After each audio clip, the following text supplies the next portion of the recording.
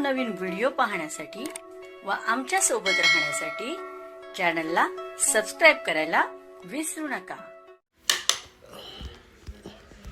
तर बघा काय माहिती आहे, राज्य अधिकारी कर्मचाऱ्यांच्या संदर्भात दिनांक 10 मार्च 2026 रोजी 6 मोठे महत्त्वपूर्ण शासन निर्णय निर्गमित करण्यात आले।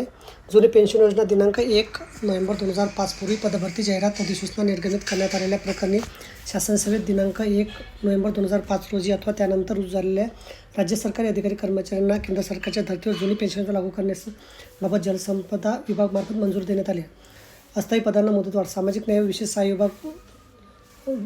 सहाय्य विभागाच्या आस्थापनेवरील 23 अस्थायी पदांना मुदतवाढ देण्याबाबत सामाजिक न्याय विशेष सहाय्य विभागामार्फत मंजुरी देण्यात आली आहे।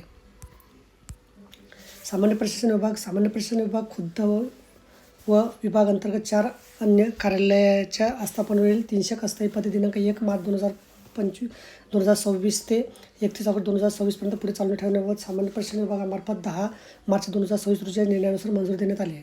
तर बघा, अशा प्रकारे अत्यंत महत्त्वाची माहिती आपण समजली असेल। व्हिडिओ सुद्धा आवडल्यास लाईक करा आणि शेअर करायला विसरू नका। धन्यवाद।